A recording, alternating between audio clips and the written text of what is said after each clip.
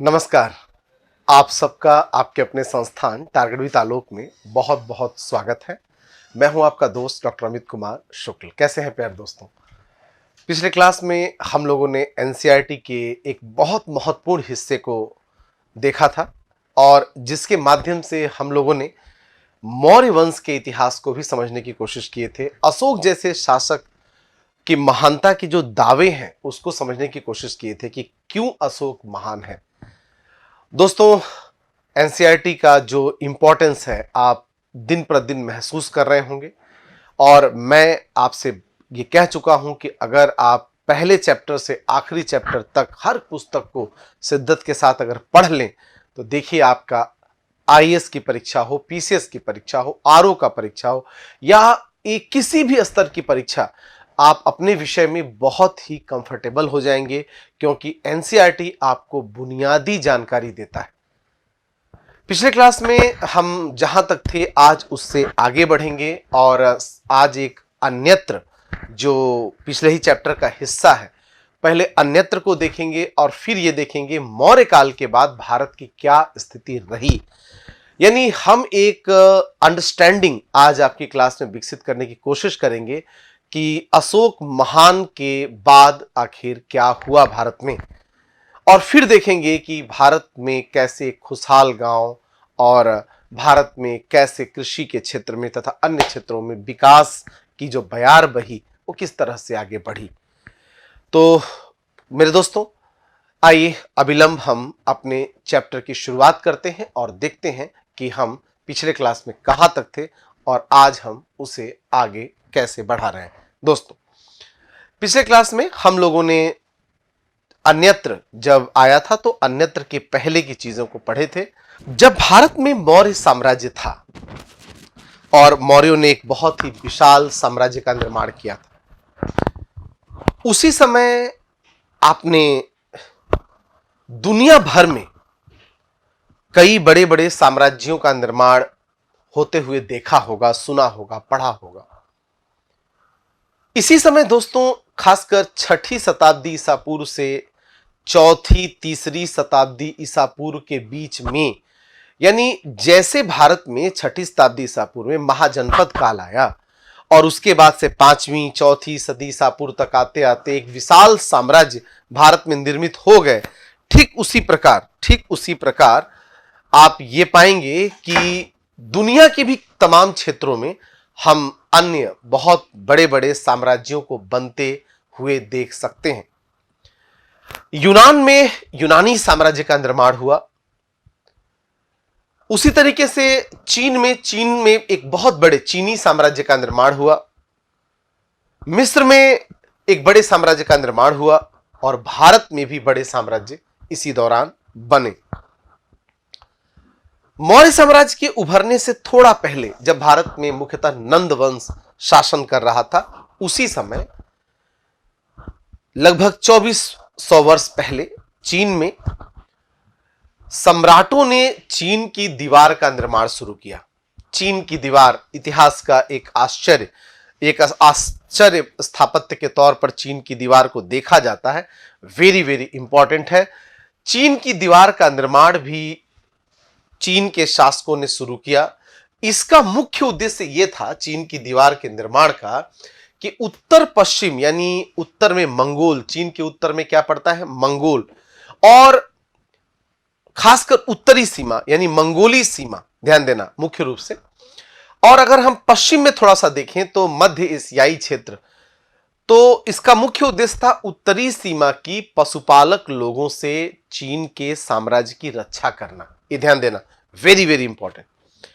और यह जो तीसरी सदी ईसा पूर्व में यानी थर्ड बीसी में जो बनना शुरू हुआ था, यह याद रखिए अगले 200 वर्षों तक मतलब चीन के दीवार का निर्माण कार्य होता रहा। अपने आप में बहुत ही महती बात है कि अगले 2000 नॉट 200, 2000 वर्षों तक यह बनता रहा। ईसा पूर्व, ध्यान देना, तीसरी शताब्दी ईसा पूर्व में सम्राट किन शी हुआंग, ये नाम याद रखिएगा। मैंने क्या कहा? सम्राट किन शी हुआंग। यहां पर सम्राट किन सी हुआंग, इनके द्वारा यह माना जाता है कि बनना शुरू हुआ था और यह तब से शुरू हुआ और 13वीं सदी ईस्वी तक दोस्तों, 13वीं 14वीं सदी ईस्वी तक ये बनता रहा। समय समय पर इसका निर्माण कार्य चलता रहा।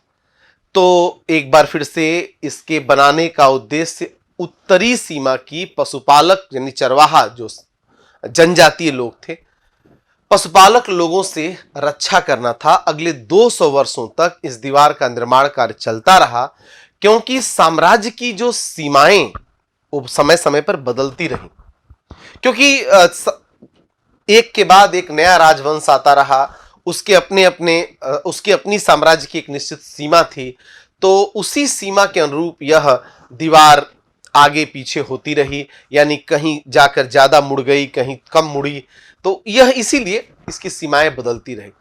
यह दीवार लगभग, याद रखना, अंडरलाइन कर लेना, 6400 किलोमीटर लंबी है। Very very important. कितनी लंबी है? 6400 किलोमीटर लंबी है ये दीवार। तथा इसकी चौड़ाई, माय गॉड, यह सड़कों की तरह, जैसे सड़क है, कई घोड़े एक साथ इस पर दौड़ सकते हैं, इतनी चौड़ी है। साथ ही साथ ये ध्यान देना कि यह दीवार मुख्य रूप से पत्थर और ईंट से बनी है। इसकी ऊपरी सतह, मैंने सतह बताया ना कि एक सड़क की तरह चौड़ी है। इस दीवार को बनाने के लिए हजारों लोगों का काम करना पड़ा था। न जाने कितने हजार लोग इस दीवार को बनाने की प्रक्रिया में अपनी जान गंवा बैठे हैं।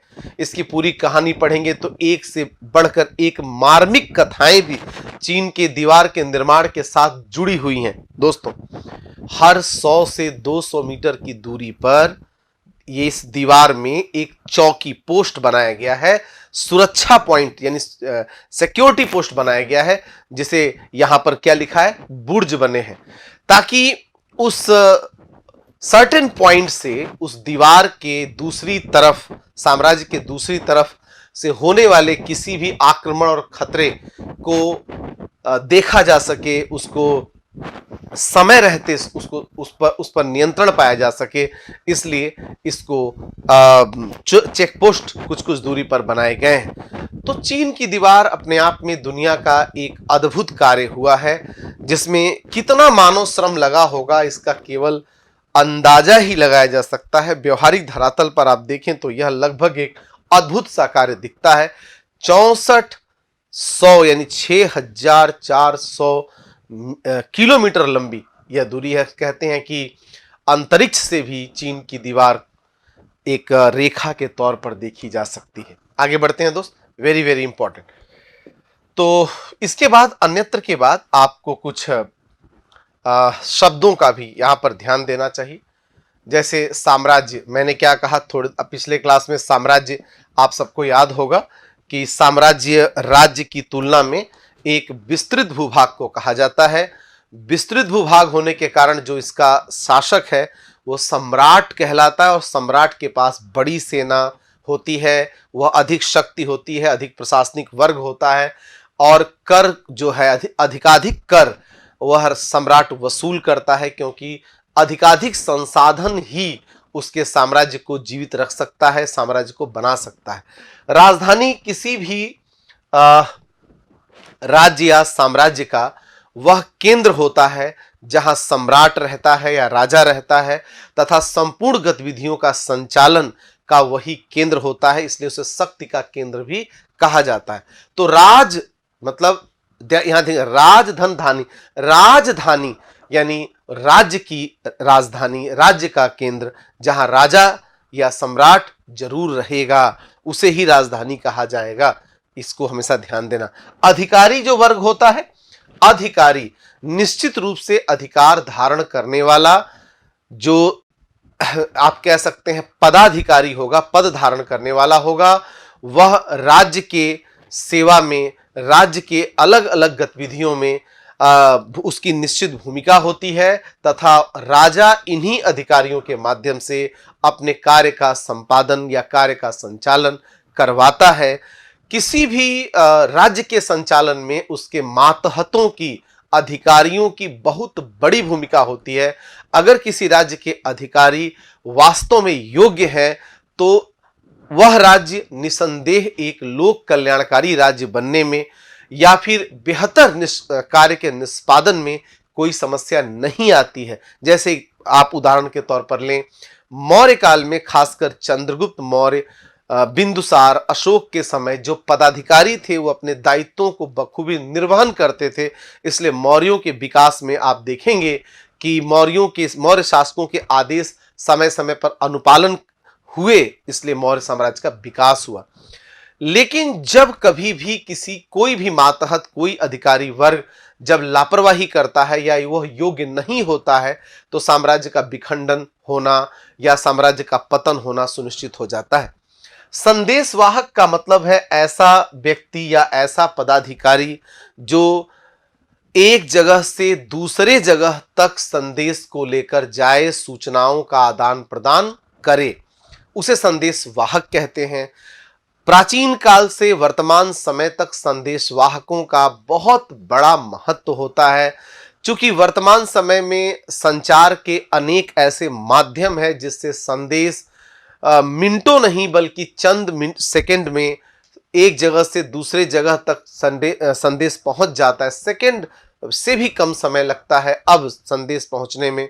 लेकिन कभी संदेश पहुंचाने के लिए व्यक्तिगत तौर पर मतलब आप कह सकते हैं कि मैनुअली ही संदेश जाया करता था। उस समय संदेश का विशेष महत्व था। लेकिन इतिहास में संदेशवाहक का कार्य बहुतों ने किया है।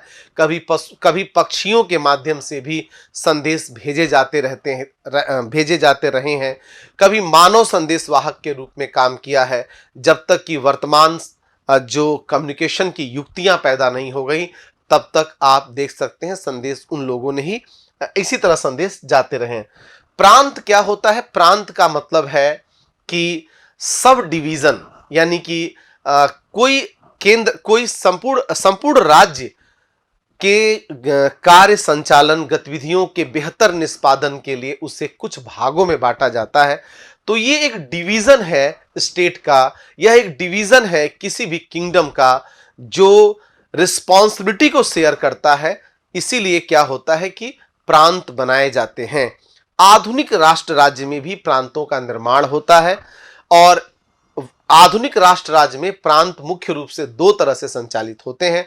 एक, केंद्र के प्रत्यक्ष नियंत्रण में प्रांत संचालित होते हैं और दूसरे, प्रांतों को भी संविधान से केंद्र की तरह ही यथावत शक्तियां मिलती हैं और उस रूप में संचालित होते हैं। एक तीसरी व्यवस्था यह भी होती है कि केंद्र के अधीन पूर्णतः प्रांत भले न हो, लेकिन केंद्र कई मायने में प्रांत केंद्र की तरह से शक्तियां नहीं रखते, जिसे अर्ध संघीय व्यवस्था भी कहा जाता है। जैसे कि भारत, अमेरिका एक ऐसा देश है जहां पर केंद्र की तुलना में या केंद्र की तरह ही प्रांतों को अत्यधिक शक्तियां प्राप्त हैं और अपनी पहचान प्रत्येक राज्य को रखने, अपनी मौलिकता को बनाए रखने का पूरा अधिकार है। और कुछ ऐसे भी मामले हैं जिसमें केवल राज्य ही निर्णय ले सकते हैं किसी भी दशा में। लेकिन भारत के संदर्भ में केंद्र अधिक डोमिनेंस यानी अधिक शक्ति रखता है राज्यों की तुलना में। तो प्राचीन काल से ही एक प्रांतीय व्यवस्था हम देख सकते हैं शासन के दृष्टिकोण से भी, लेकिन वह व्यवस्था समय समय पर कुछ अधिकारों, दायित्वों, शक्तियों के साथ समय के साथ उसमें परिवर्तन आया और आज भी वर्तमान लोकतांत्रिक प्रणाली में भी प्रांत जिंदा हैं और प्रांतों का होना भी राजनीतिक लोकतंत्र का सूचक होता है। दोस्तों, इसके बाद आता है एक अगला टर्म है धम्म। धम्म आपने देखा, धम्म क्या है? यह जो है संस्कृत में इसे धर्म कहा जाता है और आपने इसी चैप्टर में पढ़ा था कि प्राकृत में जिसे धम्म कहते हैं, संस्कृत में उसे धर्म कहते हैं। यह धम्म जो है वास्तव में अशोक के नाम से चर्चित है। अशोक ने नैतिकता की एक विशिष्ट तालिका प्रदान की थी ताकि कलिंग युद्ध के बाद उसके राज्य के लोग, चूंकि कलिंग युद्ध के बाद उसने युद्ध नीति त्याग कर इसी धम्म नीति का सहारा लिया था, तो वो बखूबी ये समझता था कि कि धम्म ही वो रास्ता हो सकता है जिस पर चलकर हम शांति व्यवस्था स्थापित कर सकते हैं, युद्धों से बच सकते हैं। क्योंकि धम्म जो है वह कुछ नहीं बल्कि कुछ ऐसे संदेश हैं, कुछ ऐसे इथिकल कोड ऑफ कंडक्ट है जिसे हर व्यक्ति को, चाहे वो किसी जाति, वर्ग, धर्म, पंथ, क्षेत्र का हो, उसे पालन करना चाहिए। ऐसा करने से न केवल उसका विकास होगा बल्कि राज्य में भी शांति व्यवस्था स्थापित होगी। और इस संदर्भ में पिछले क्लास में डिटेल में चर्चा हुई थी कि अशोक का धम्म वास्तव में क्या है। तो दोस्तों, इसके बाद कुछ महत्वपूर्ण प्रश्न है इस चैप्टर से जिसको हम लोग एक दिन करेंगे, यानी एनसीईआरटी के जो क्वेश्चंस होंगे उसके लिए स्पेशल एक क्लास, 2 क्लास जहां भी जरूरत होगी मैं लूंगा और उसी हिसाब से सारे प्रश्नों को हल किया जाएगा। इसके बाद ध्यान देना, कुछ मानचित्र हैं।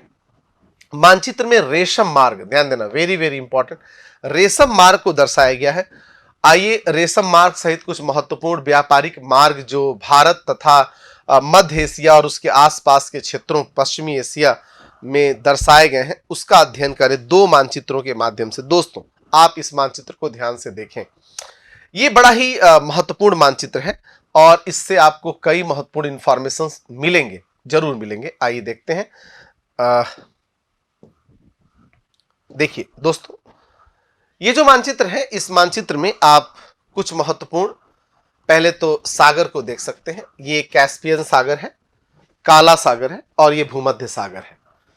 यानी कैस्पियन सागर, काला सागर और भूमध्य सागर, और इसके बीच में ये काला सागर तथा कैस्पियन सागर के बीच में काकेकस पर्वत। हमारा जो यहां मूल अध्ययन का विषय होगा वो ये होगा कि इस मैप को थोड़ा ऐसे करके हमने यहां पर दिया हुआ है। आप अक्सर देखते हैं तो इस तरह से मैप होता है जिसमें यहां भारत, ये ध्यान दीजिएगा, ये आप देख रहे हैं फारस की खाड़ी, इधर आप आएंगे तो भारत पड़ेगा। तो मूल मुद्दा ये है कि ये जो लाइन आप देख रहे हैं, इस लाइन को देखिए ध्यान से, वेरी वेरी इंपॉर्टेंट। इसका एक हिस्सा कहां चला जाता है, ये देखिए, ये काकेकस पर्वत के बगल से रूस की तरफ चला जाता है। इसका दूसरा हिस्सा देखिए कहां चला जाता है, ये देखिए, वेरी वेरी इंपॉर्टेंट, ये भूमध्य सागर की तरफ चला जाता है। और एक और हिस्सा यहीं से निकलकर वो कहां चला जाएगा, ये सीधे यूरोप की तरफ चला जाएगा। वेरी वेरी इंपॉर्टेंट, तुर्की होते हुए कहां चला गया, वह यूरोप की तरफ चला गया। समझते रहना, बहुत महत्वपूर्ण है। तो अब यहां और इसका एक हिस्सा, इसी लाल जो ये सड़क है ना, रेशम मार्ग, इसका एक हिस्सा फारस की खाड़ी और इधर देखिए ईरान के ऊपर से एक हिस्सा चला जाएगा। ये उस समय के कुछ, चाहे आप लाल रंग से देख रहे हो, ध्यान देना, वेरी वेरी इंपॉर्टेंट, मैं यहां पर स्पष्ट कर दें, यहां पर दिया हुआ है, यहां से देखें, ये आप जो लाल रंग के देख रहे हैं ना, ये मार्ग चीनी शासकों के नियंत्रण में थे। ध्यान देना, वेरी वेरी इंपॉर्टेंट।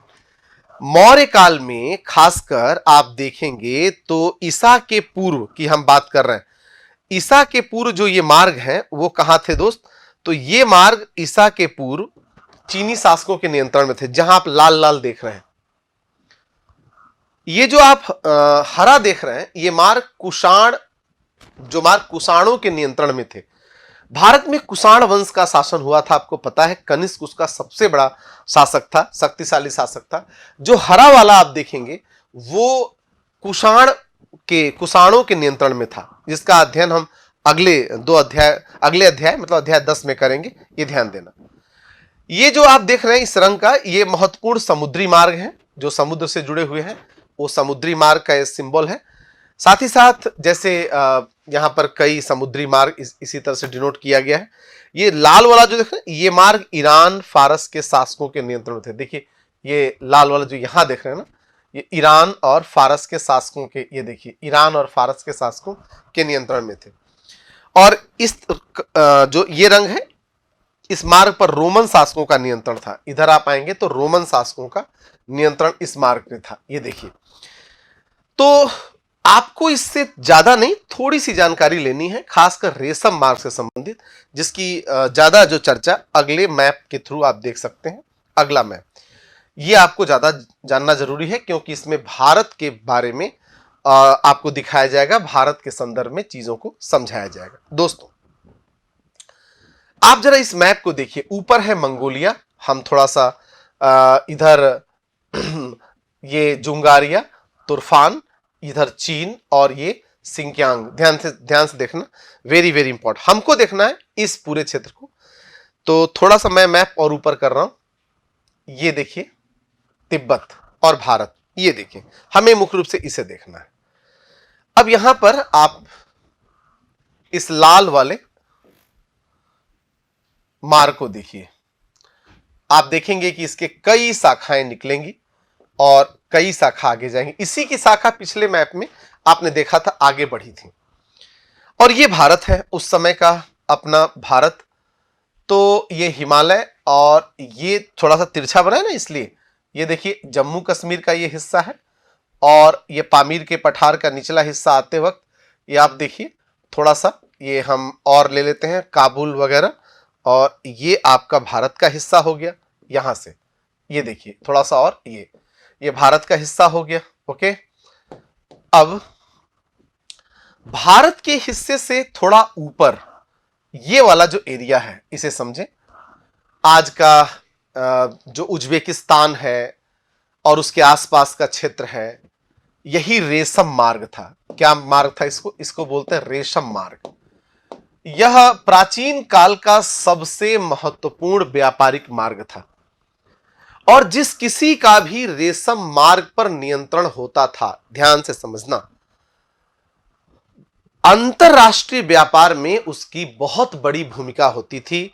आप कह सकते हैं अंतरराष्ट्रीय व्यापार में उसकी सबसे बड़ी भूमिका होती थी, जिसका किस पर? रेशम मार्ग पर नियंत्रण होता था। दोस्तों, आपको यह पता है कि कनिष्क ने जो साम्राज्य बनाया था, कनिष्क ने, तो कनिष्क के साम्राज्य की सबसे बड़ी विशेषता क्या थी? उसके साम्राज्य की सबसे बड़ी विशेषता यह थी कि उसके साम्राज्य में बनारस, सीधे तौर पे बनारस से लगाए उत्तरी भारत से लगाए, मध्य एशिया से लगाए चीन, और रेशम मार्ग इंक्लूडेड, इतना बड़ा उसका साम्राज्य हुआ करता था। ध्यान समझना, किसका साम्राज्य दोस्तों? ये जो हिस्सा था, ये हिस्सा कभी कनिष्क का साम्राज्य हुआ करता था। ध्यान से समझना, किसका साम्राज्य? कनिष्क का साम्राज्य था ये हिस्सा। और इसके कारण क्या था दोस्तों? इसके कारण जो सबसे महत्वपूर्ण बात थी वो ये थी कि, ध्यान से देखना, रेशम मार्ग पर भारत का नियंत्रण था।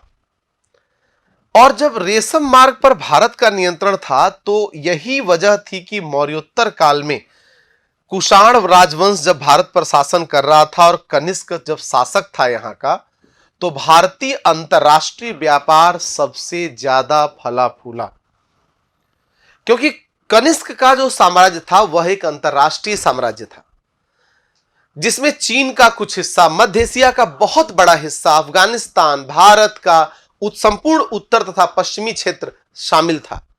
और कनिष्क की दो राजधानियां थी, इसे हमेशा ध्यान दीजिएगा, वेरी वेरी इंपॉर्टेंट। जो कनिष्क था उसकी दो राजधानियां थी, एक मथुरा, एक भारत में मथुरा, और दूसरा भारत में ही पेशावर। यानी मथुरा और पेशावर कनिष्क की दो राजधानियां थी, एक पेशावर और दूसरा मथुरा। पेशावर मतलब पुरुषपुर, और मथुरा, ध्यान देना, पुरुषपुर, पेशावर और मथुरा, दो राजधानियां थी कनिष्क की। यानी भारत की मुख्य भूमि से कनिष्क का संपूर्ण साम्राज्य संचालित होता था। इतने बड़े साम्राज्य का स्वामी कनिष्क के साम्राज्य में रेशम मार्ग था, और इस तरीके से भारतीय व्यापारियों का रेशम मार्ग पर नियंत्रण स्थापित हो गया। और जब भारतीय व्यापारियों का रेशम मार्ग पर नियंत्रण स्थापित हो गया, इससे अब चीन से यूरोप जाने वाले व्यापारी, चीन से फारस जाने वाले व्यापारी, याद रखिएगा, अब बिना भारतीय व्यापारियों के या भारत के शासन यानी भारतीय शासकों के मर्जी के ऐसा कर नहीं सकते थे। इसलिए इस समय भारतीय व्यापारी या भारतीय उद्योग एक तरीके से सबसे ज्यादा फला फूला, क्योंकि कंट्रोल ओवरऑल इस रूट पर हमारा हो गया था। तो दोस्तों, इसीलिए कनिष्क का शासनकाल भारत के अंतरराष्ट्रीय व्यापार के दृष्टिकोण से काफी फला फूला। अब यहां पे ध्यान देना, चीनी, भारतीय, ईरानी, अरबी, यूनानी तथा रोमन व्यापारियों ने ध्यान देना, इसे आदान प्रदान में भाग लिया था। मतलब इस रास्ते के आदान प्रदान में क्या किया था, भाग लिया था। समझना वेरी वेरी इंपॉर्टेंट। अब आगे की चीजें देखना। दक्षिण भारत के पत्तन, यहां पर साउथ इंडिया के बारे में थोड़ा सा जान लीजिएगा, ये भी बहुत महत्वपूर्ण है।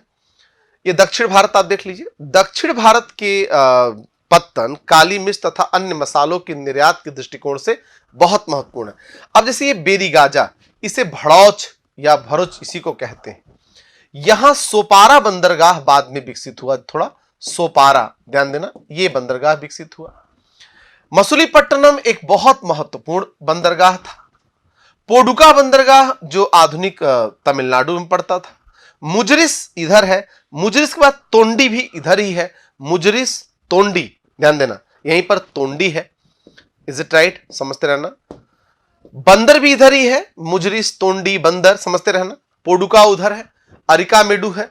यानी कहने का क्या मतलब है कि वेरी वेरी इंपॉर्टेंट ये चीज है। और यहां पर ये तो बेरीगाजा हो गया ना, और यहां पर ये देखिएगा जो बहुत इंपॉर्टेंट आज का जो सिंध के आसपास बाबैरिकम, यहां ध्यान देना, एक बंदरगाह था। तो इन बंदरगाहों से मुख्य रूप से क्या होता था, और खासकर जो दक्षिण भारतीय थे, यहां से काली मिर्च तथा अन्य मसाले खासकर यूनान जाया करते थे। कहां जाया करते थे? यूनान जाते थे, ध्यान देना। इसीलिए जब यूनानी स्पेशली काली मिर्च को क्या नाम दिए थे? यवनिका दिए थे। भारत से काली मिर्च बहुत मात्रा में ले जाए गए। मानचित्र में जो आप पोडुका देख रहे ना, पोडुका, ध्यान देना, अरिकामेडु का यह नाम था। अरिकामेडु, पोडुका अरिकामेडु का ही नाम था। इस अरिकामेडु या पोडुका से हमें रोमन बस्ती प्राप्त हुई है। ध्यान देना, रोमन बस्ती, तथा हमें रोम के, यानी कि उस जमाने में सोचिए रोमन साम्राज्य के, यानी रोम के तमाम साक्ष्य भी प्राप्त हुए, मृदभांड भी प्राप्त हुए। यहां पे बहुत इंपॉर्टेंट है।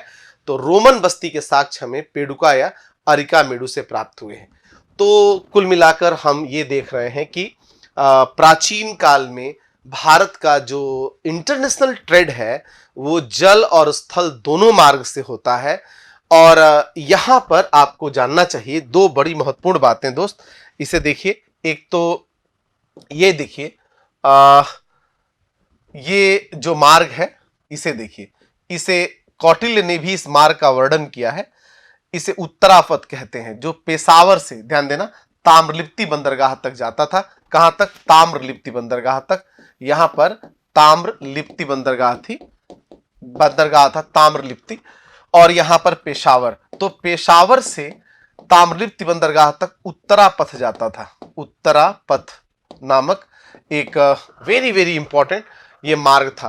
तो दूसरी तरफ दोस्त, श्रावस्ती से, यहां पे ध्यान देना, एक रास्ता निकलता था जो बेरीगाजा, भड़ौस तक भी जाता था। और इसी का एक हिस्सा दक्षिण में कर्नाटक में सुवर्णगिरी तक पहुंच जाया करता था। इसी हिस्से को जो दक्षिण में सुवर्णगिरी तक जाता था ना, उसे दक्षिणापथ नाम दिया गया है अर्थशास्त्र में। यानी आप देख सकते हैं कि जो स्थल मार्ग की कनेक्टिविटी भी है भारत में, और जल मार्ग की कनेक्टिविटी भी स्पष्ट तौर पर आप देख सकते हैं भारत के संदर्भ में। Very very important. तो एंशिएंट इंडिया में भी इंडिया जो है वह आप कह सकते हैं कि by road and by port, दोनों तरह से वो कनेक्ट है वर्ल्ड वाइड। यहां पर आप उसे मैप के थ्रू देख सकते हैं। अब आगे बढ़ते हैं दोस्त। यहां पर एक बहुत महत्वपूर्ण आगे की बात नाम से चैप्टर दिया गया है, इसको समझना बहुत ही जरूरी है। आइए देखते हैं आगे की बात क्या लिखा है आगे की बात वाले इस हिस्से में दोस्तों। लगभग 2200 वर्ष पहले, यानी दूसरी सदी ईसा पूर्व में, समझते रहना बहुत ही महत्वपूर्ण है, कितने समय पहले? लगभग 2200 वर्ष पहले, मतलब दूसरी सदी ईसा पूर्व में क्या हुआ था? मौर्य साम्राज्य का पतन हो गया। इसे समझना, मौर्य साम्राज्य का पतन हो गया। मौर्यों के अंतिम शासक या मौर्य वंश का अंतिम शासक बृहद्रथ था। बृहद्रथ की हत्या पुष्यमित्र शुंग ने कर दिया, जो उनका कमांडर इन चीफ था, उस समय सेनापति, सैन्य प्रमुख था। पुष्यमित्र शुंग ने अंतिम मौर्य शासक बृहद्रथ की हत्या उस दौरान की जब बृहद्रथ अपने सेना का निरीक्षण कर रहा था और वो सेना को यह संदेश दे रहा था कि युद्ध अनुचित है, धम्म उचित है। वो ये सेना को इस तरह से सेना का वो मनोबल कहीं ना कहीं गिरा रहा था। अशोक की बात अलग थी, क्योंकि अशोक ने एक ऐसी सीमा प्राप्त कर ली थी, अशोक ने एक ऐसी सीमा प्राप्त कर ली थी जो प्राकृतिक रूप से भारत को सुरक्षा प्रदान करती थी। और अब अशोक को चाहिए था शांति, इसलिए धम्म जरूरी था। लेकिन बृहद्रथ के समय तक क्या हुआ, भारत का पश्चिमोत्तर क्षेत्र पूरी तरह से मौर्यों के हाथ से निकल चुका था और भारत पर हिंद यूनानियों ने आक्रमण कर दिया था।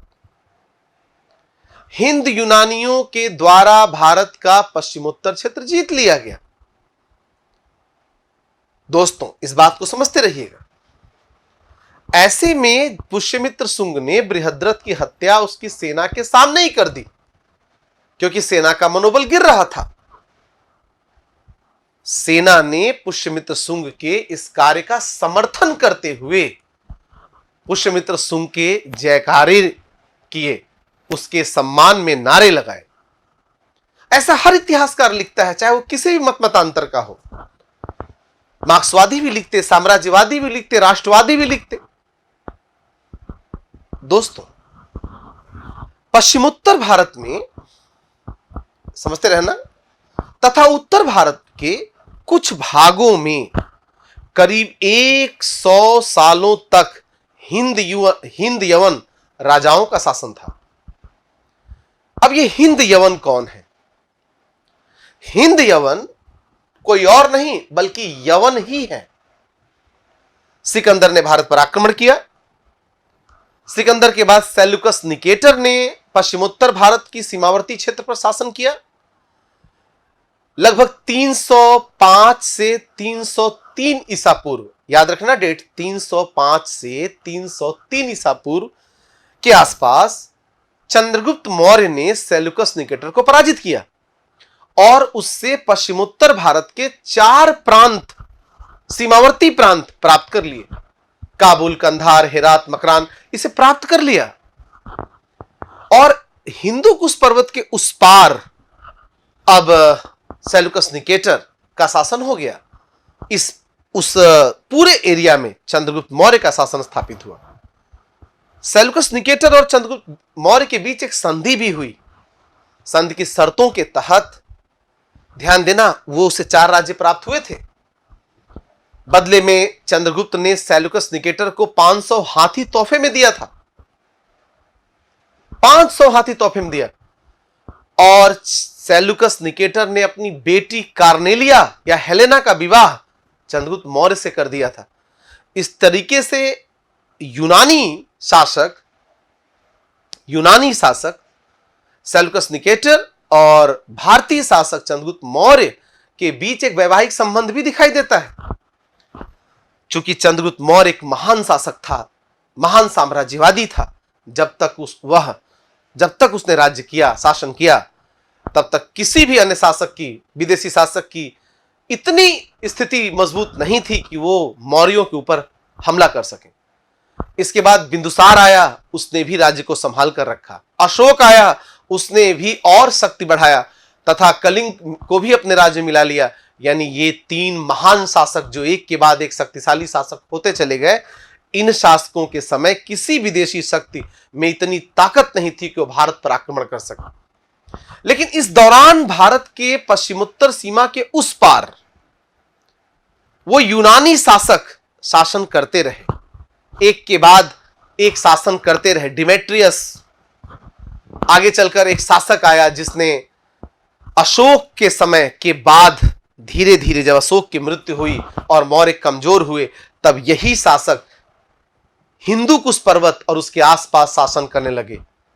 फिर उन्होंने, याद करिए बहुत इंपॉर्टेंट है, फिर उन्होंने सिंध नदी के आसपास के क्षेत्र और सिंध के इस पार आकर तक्षशिला तक अपना शासन स्थापित कर लिया। यही शासक चूंकि हिंद क्षेत्र में बहुत समय तक शासन किए और थे यूनानी, इसलिए इन्हें हिंद यूनानी कहा गया। क्या कहा गया? हिंद यूनानी। तो दोस्तों, भारत पर प्राचीन काल में आक्रमण करने वाला या करने वाले सबसे पहले शासक जो थे वे थे हखामनी। हखामनी अर्थात ईरान का राजवंश, यानी ईरानी, जिसका शासक डैरियस प्रथम, दारा प्रथम था। बहुत इंपॉर्टेंट शासक। यानी भारत पर पूछा जाए सबसे पहले आक्रमण किसने किया, किस राजवंश ने या किस देश के शासकों ने, तो आप बताएंगे ईरानी या हखामनी। 6ठी शताब्दी ईसा पूर्व में ही। उसके बाद जो आक्रांता थे वो 4ठी सदी ईसा पूर्व में यूनानी थे, सिकंदर के नेतृत्व में। सिकंदर के बाद मौर्यों में अशोक के मृत्यु के बाद पश्चिमोत्तर सीमा पर हिंद यूनानी अपना प्रभाव स्थापित करना शुरू कर दिए। और जब बृहद्रथ का शासन था, पुष्यमित्र शुंग ने उसकी हत्या की थी, तब तक पश्चिमोत्तर सीमा के बहुत बड़े क्षेत्र पर हिंद यूनानियों का शासन स्थापित हो चुका था। इतनी बात अगर आप समझ गए तो भारत की राष्ट्रीय अंतर्राष्ट्रीय राजनीति को भी उस युग के आधार पर आप कुछ समझ सकते हैं। दोस्तों, तो आपने देखा कि कई वर्षों तक यहां पर हिंद यूनानियों का शासन रहा। इनके बाद पश्चिमोत्तर, उत्तर तथा पश्चिमी भारत पर शक नामक जाति आई, उसका शासन था। तो यहां पर ध्यान देना, वेरी वेरी इंपॉर्टेंट। हिंद यूनानी से पहले मैंने दो आक्रांताओं के बारे में बात की थी। सबसे पहले हखामनी, हखामनी के बाद यूनानी और यूनानी के बाद हिंद यूनानी। हिंद यूनानियों के बाद भारत पर जिस राजवंश ने शासन किया उसी का नाम था शक। शक, ये शक मध्य एशियाई जनजातीय लोग थे। इनमें से कुछ राज्य लगभग 500 वर्षों तक भारत में शासन करते रहे। शकों की भारत में मुख्यतः 2 शाखाएं थी, उत्तरी शक और पश्चिमी शक। उत्तरी शकों में तक्षशिला के शक तथा मथुरा के शक, राजुल और मेउस, पहले मेउस और राजुल उसके शासक हुआ करते थे। पश्चिमी शकों में भी 2 भाग थे, कार्दमक शक, वेरी वेरी इंपॉर्टेंट, कार्दमक शक। नहपान कार्दमक शकों का एक बहुत बड़ा शासक था। तो दूसरा दोस्तों, इस समय पश्चिमी शकों की एक अन्य शाखा जिसे क्षहरात्र वंशी शक कहते हैं। ध्यान देना, कौन क्या कहते हैं? क्षहरात्र शक। तो कार्दमक और क्षहरात्र शक दोनों पश्चिमी शक थे। शकों का सबसे बड़ा जो शासक भारत में हुआ उसका नाम था, शकों का सबसे बड़ा शासक, उसका नाम रुद्रदामन था। 500 वर्षों तक शकों की पश्चिमी शाखा ने शासन किया और अंतोगत्वा गुप्त काल में जाकर चंद्रगुप्त विक्रमादित्य के समय चंद्रगुप्त विक्रमादित्य ने वाकाटक वंश का सहयोग लेकर भारत से शकों का समूल नष्ट किया। यह बात हमेशा ध्यान रखिएगा, वेरी वेरी इंपॉर्टेंट। अब यहां पर गुप्त शासकों ने उन्हें पराजित किया, यह बात आप जान लीजिएगा। शकों के बाद भारत पर कुषाणों का शासन हुआ। कुषाण आज से लगभग 2000 वर्ष पहले, ध्यान देना, वेरी वेरी इंपॉर्टेंट। आगे हम चलकर कुषाणों के बारे में और डिटेल से पढ़ेंगे, यह बात ध्यान देना। ओके, तो आपने क्या देखा? सबसे पहले हमने क्या कहा? भारत पर आक्रमण करने वालों में सबसे पहले हमने किसको देखा दोस्त? सबसे पहले देखा हखामनी, हखामनी, ये हखामनी कोई और नहीं बल्कि ईरानी है। ईरानी के बाद हमने क्या देखा भारत पर? यूनानी। यूनानी के बाद हमने क्या देखा? तीसरा हिंद यूनानी, चौथा शक, पांचवा कुषाण, छठा भी जान लीजिए गुप्त काल में ही भारत में, गुप्त काल में भारत में हूणों ने आक्रमण किया, यानी इसके बाद हूण। छठे नंबर पर कौन आ जाएगा? हूण। गुप्त काल में हूणों का आक्रमण हुआ। तो गुप्त काल में ये 6 आक्रांताओं के नाम क्रमशः आप जानिए। पहला हखामनी या ईरानी, दूसरा यूनानी, तीसरा हिंद यूनानी, हालांकि उसी के साथ कहीं कहीं ऐड कर दिया जाता है, चौथा शक, पांचवा कुषाण और छठा हूण। कंफर्म हो गया? इतनी बात वेरी वेरी इंपॉर्टेंट। अब आगे बढ़ते हैं दोस्त। उत्तर तथा मध्य भारत के एक यहां पर और भी चीज है, एक हिंद यूनानी सिक्का आप यहां देख सकते हैं, हिंद यूनानी सिक्का जो बड़ा महत्वपूर्ण है। ओके, आगे सॉरी।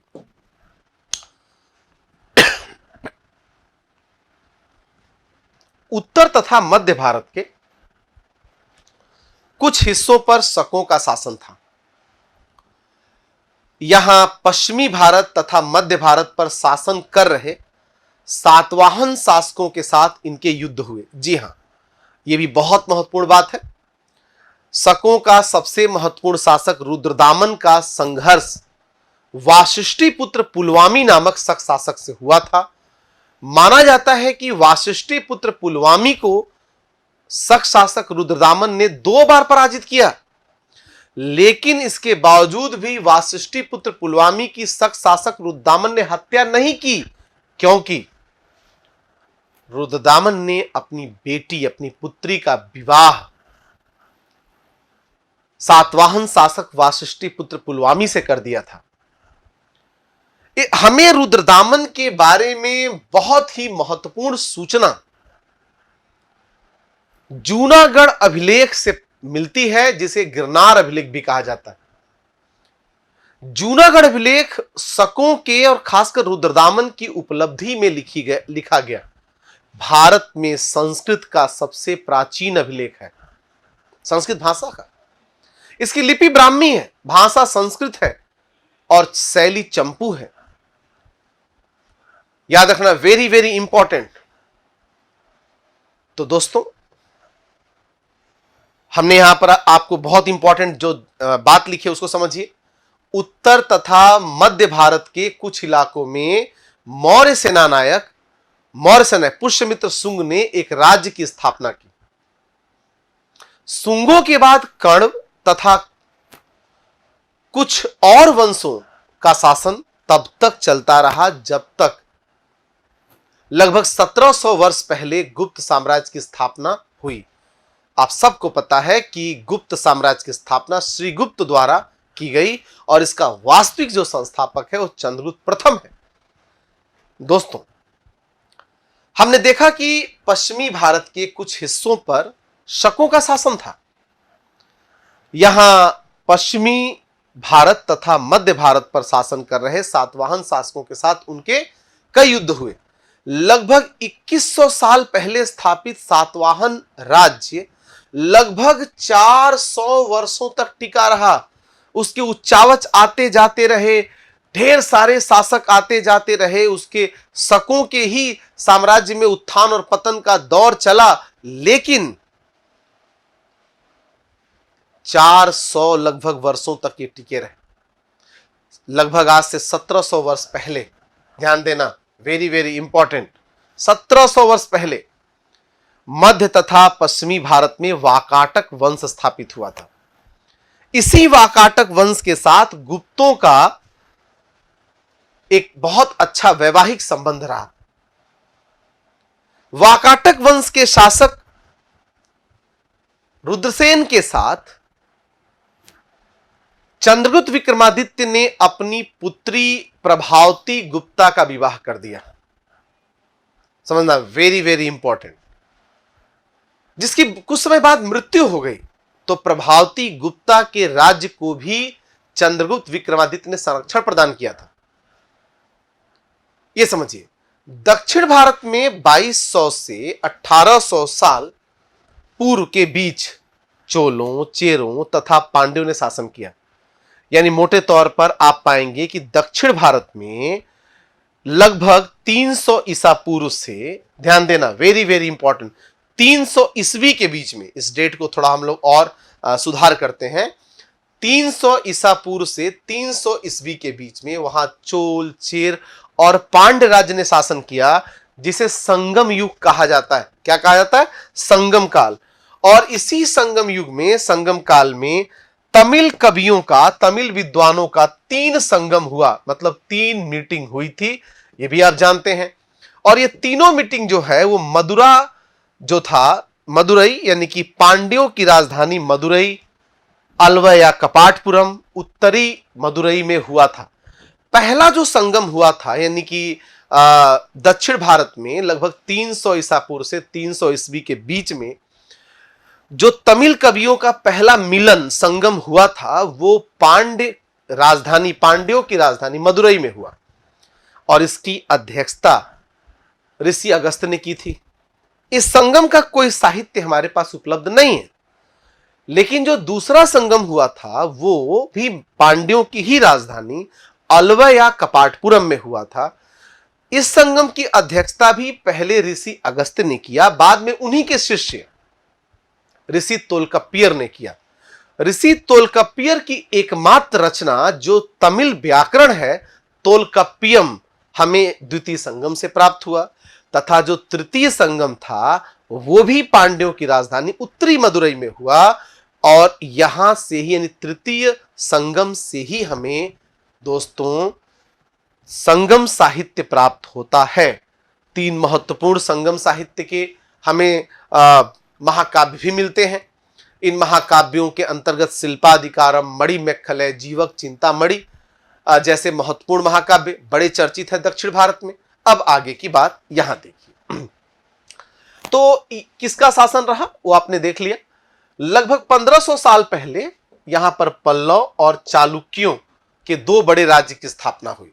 यानी दक्षिण भारत में लगभग 300 ईसा पूर्व से 300 ईस्वी के बीच में चोल, चेर, पांड्य ने शासन किया। और 300 ईस्वी से 600 ईस्वी के बीच में, 550 600 ईस्वी के बीच में दक्षिण भारत का अंधकार युग माना जाता है, क्योंकि कोई राजवंश नहीं रहा वहां। लेकिन फिर लगभग 6ठी सदी ईस्वी में 575 में सिंह विष्णु द्वारा पल्लव वंश की स्थापना की गई। कांची उसकी राजधानी थी।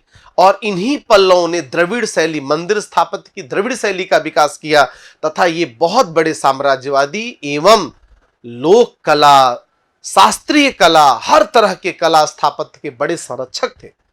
तो पल्लवों ने सुदूर दक्षिण में जब शासन किया, उसी समय दक्कन क्षेत्र में चालुक्यों का राज्य स्थापित हुआ। पुलकेशियन इसी चालुक्य का एक बहुत बड़ा राजा हुआ करता था, जिसने हर्ष को हराया था दोस्तों। इसके अलावा और भी कई राज्य और राजा थे। इनके बारे में हमें उनके सिक्कों, पांडुलिपियों तथा पुस्तकों से पता चलता है। ध्यान देना, वेरी वेरी इंपॉर्टेंट। इन सब के साथ साथ अनेक ऐसे परिवर्तन भी हो रहे थे जिनमें सामान्य स्त्री पुरुषों का महत्वपूर्ण योगदान था। इनमें कृषि का प्रसार, नए शहरों का विकास, उद्योग तथा व्यापार में प्रगति थी। व्यापारियों ने एक तरफ जहां उपमहाद्वीप के अंदर तथा बाहर जमीन के रास्ते की खोज की, वहीं पश्चिमी एशिया, पूर्वी अफ्रीका तथा दक्षिण पूर्वी एशिया, जो आपने मानचित्र 6 में देखा, इज इट राइट, कि समुद्री रास्ते भी खुले। इसके साथ ही साथ दोस्तों, वेरी वेरी इंपॉर्टेंट, इन लाइनों को समझना होगा आपको। तो आपने और क्या देखा दोस्त? मंदिरों, स्तूपों तथा अन्य इमारतों का निर्माण भी इस दौरान खूब हुआ। भारतीय शासकों के साथ साथ मंदिरों, स्तूपों तथा इमारतों का निर्माण विदेशी शासकों ने भी कराया। यही वो दौर था जब दक्षिण पश्चिम एशिया में, दक्षिण पूर्वी एशिया में भी भारतीय कला, भारतीय संस्कृति का विस्तार हुआ। और वहां भी भारतीय सनातन संस्कृति से संबंधित स्थापत्यों का क्या हुआ था? निर्माण हुआ।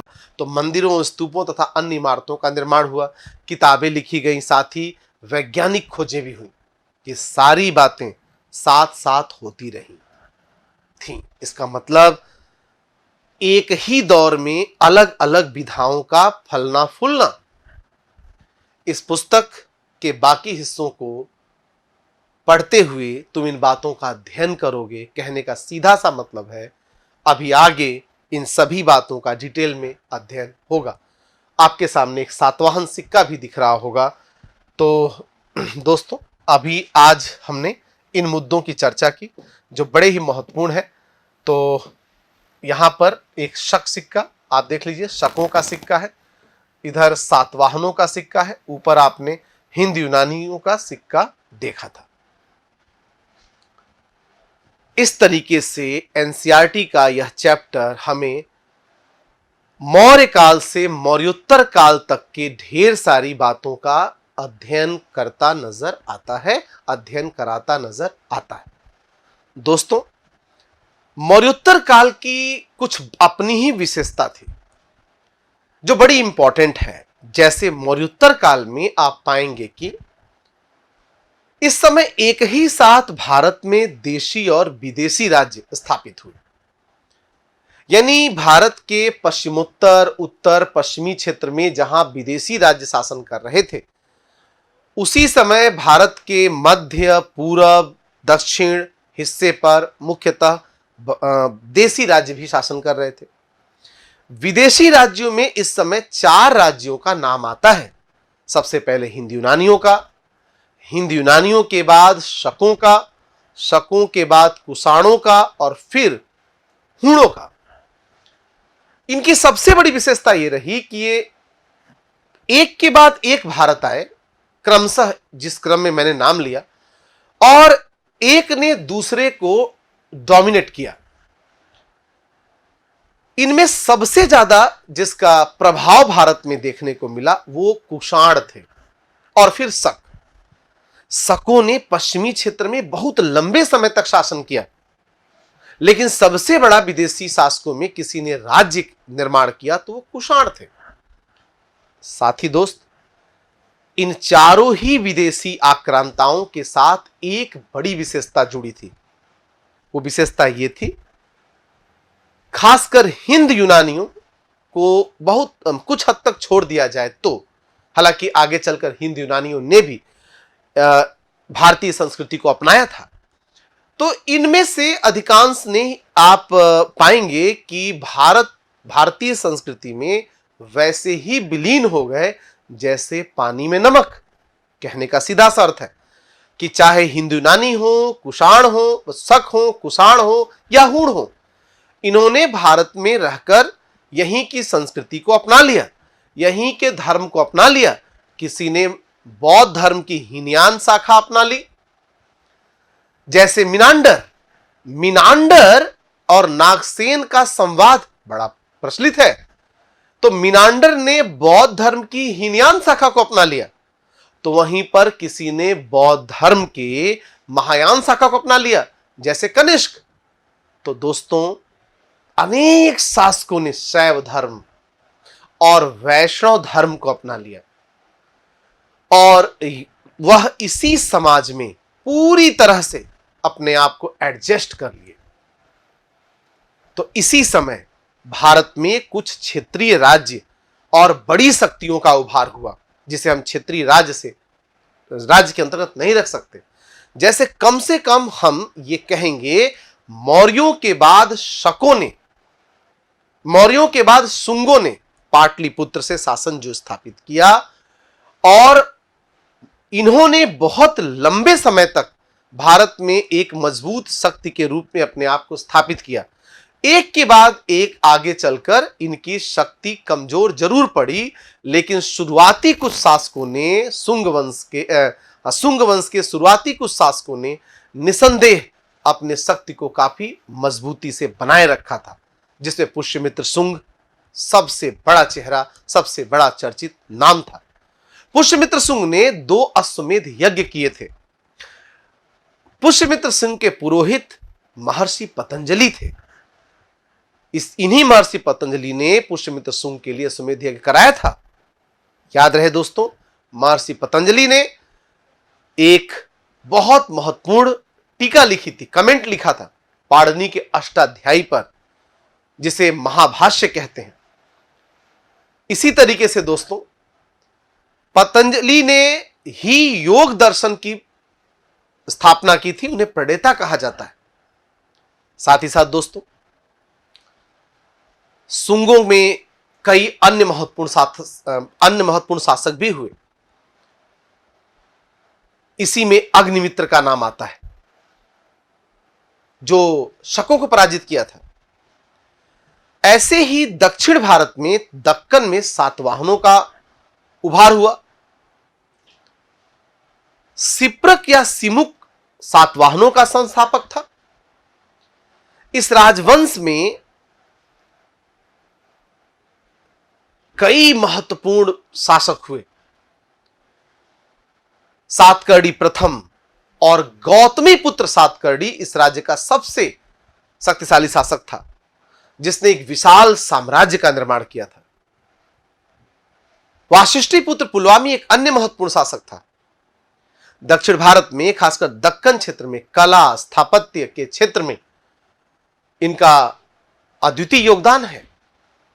इसी समय दोस्तों मगध में अन्य क्षेत्रीय और अन्य अगल बगल राज्यों का भी निर्माण हुआ था। शुंगों के बाद कण्वंश भी आया था, लेकिन सबसे महत्वपूर्ण राज्य, सबसे एक महत्वपूर्ण क्षेत्रीय शक्ति हमें वर्तमान उड़ीसा में कलिंग क्षेत्र में देखने को मिलती है, जहां पर हमें कलिंग का चेदी वंश की जानकारी हाथी गुम्फा अभिलेख से मिलती है। कलिंग का चेदी वंश का शासक, ध्यान देना, very very important, Kharavela. Kharavela की उपलब्धियों का वर्णन हमें हाथी गुम्फा अभिलेख से मिलता है। उड़ीसा के उदयगिरी, खंडगिरी पहाड़ियों पर कई गुफाएं हैं। उन्हीं में से एक गुफा का नाम है हाथी गुम्फा, जहां से हमें खारवेल की उपलब्धियों का वर्णन मिलता है। वो जैन मतानुयायी था। उसने एक बड़े साम्राज्य का निर्माण किया था। उसने मगध पर आक्रमण कर जिनसेन की मूर्ति वापस लाई थी, तथा खारवेल के अभियानों का भी वर्णन है। उसके द्वारा नहर के निर्माण का भी वर्णन है। तंसुली झील उसने बनवाया। दोस्तों कहने का सीधा सा अभिप्राय यह है कि यह वो दौर था, खासकर 200 ईसा पूर्व से 300 ईस्वी के बीच में, अर्थात गुप्तों के आने के पहले भारत में कई महत्वपूर्ण राजवंशों का, जिसमें देशी तथा विदेशी दोनों थे, उद्भव हुआ और इन्होंने अलग अलग क्षेत्रों पर लंबे समय तक शासन भी किया। इनमें सबसे लंबे समय तक शासन करने वाले विदेशी शासकों में शक थे। सबसे लंबे समय तक विदेशी शासक शक थे, और सबसे लंबे समय तक शासन करने वाले देशी शासकों में सातवाहन थे। दोस्तों इस समय की कुछ अपनी अलग विशेषता भी थी। मौर्योत्तर काल की एक विशेषता यह थी कि इस समय सामाजिक रूप से भी नए नए सामाजिक तत्वों का भारत में उभार हुआ, जातीय प्रगुणन हुआ, नवीन जातियों का भारत में अस्तित्व स्थापित हुआ। तो हमें यह भी नहीं भूलना चाहिए कि विदेशियों द्वारा जब भारत में आकर शासन किया गया, और भले ही उन्होंने भारतीय संस्कृति को अपना लिया, लेकिन बहुत से मूल्य, बहुत से विचार, प्रथाएं वो भी अपने साथ भारत लेकर आए, जो भारतीय शासन में, राजनीति में, समाज में समाहित हुआ। तो कुल मिलाकर हम सबको ये याद रखना चाहिए, एनसीईआरटी इन सभी भावों को अपने अपने तरह से समेटे हुए है। कुछ चीजें साफ साफ तौर पर एनसीईआरटी कहता है, प्रस्तुत करता है, लेकिन कुछ चीजें ऐसी हैं जो रीडिंग बिटवीन टू लाइंस की तरह से आपको समझना होगा। दो पंक्तियों के बीच की जो बातें हैं आपको जानना होगा, और फिर जाकर हम एनसीईआरटी पर अपना कमांड बना सकते हैं।